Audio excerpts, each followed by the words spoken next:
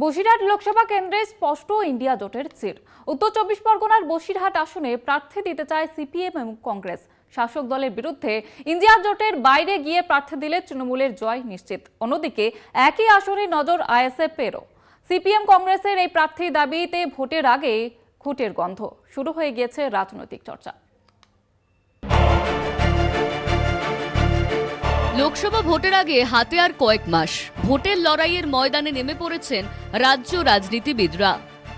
শাসক থেকে বিরোধী সব দলেরই টার্গেট আসন উত্তর 24 পরগনার বসিরহাট লোকসভা কেন্দ্র। তৃণমূল, বিজেপি, ইন্ডিয়া জোটের পাশাপাশি আইএসএফও এবার প্রার্থী দিতে চলেছে বসিরহাটে।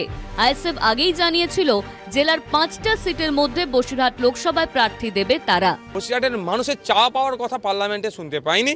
ওখানে গিয়ে বসিরহাটের এমপিকে টিকটক ভিডিও বা সেলফি তুলতে দেখা গিয়েছে। বসিরহাটের মানুষের কথা শুনেনি বা বলেওনি। তো আগামী দিনে বসিরহাটের মানুষরা তৃণমূল কংগ্রেসের ফাঁদে পা দেবে না।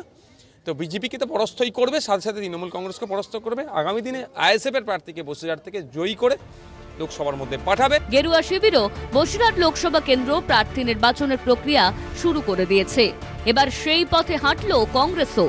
প্রার্থী চয়নে ময়দানে উত্তর 24 পরগনা কংগ্রেসের সাধারণ সম্পাদক দিলীপ ঘোষ ও বর্ষিয়ান কংগ্রেস নেতা সত্তর মোল্লারা। তাদের দাবি বরাবরই কংগ্রেসের ঘাঁটি বসিরহাট। সিপিএম, আইএসএফ ও কংগ্রেস সকলেরই প্রার্থীর দাবি। বসিরহাটে লোকসভার প্রার্থীর দাবি নিয়ে অধীর চৌধুরীর দরবারে জেলা কংগ্রেস। আমরা ইন্ডিয়া জোট হোক আর যাই হোক না কেন, আমাদের বসিরহাট সিটটা যাতে জাতীয় কংগ্রেস পায়। তার কারণ এই বসিরহাট মহকুমা জুড়ে তৃণমূলের যে সমস্ত শাহজাহান তৈরি হয়েছে, সেই শাহজাহানদের মানুষ ভোট দেবে না। তার জন্যে আমরা জাতীয় কংগ্রেসের পক্ষ থেকেই প্রার্থীর দাবি করছি।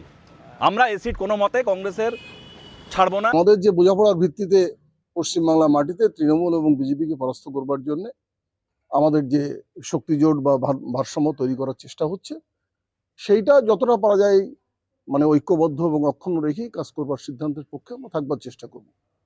আর গৃহীত সিদ্ধান্ত কি হবে সেটা যতক্ষণ পর্যন্ত না হবে ততক্ষণ পর্যন্ত এই প্রশ্নগুলো কথা বলবে।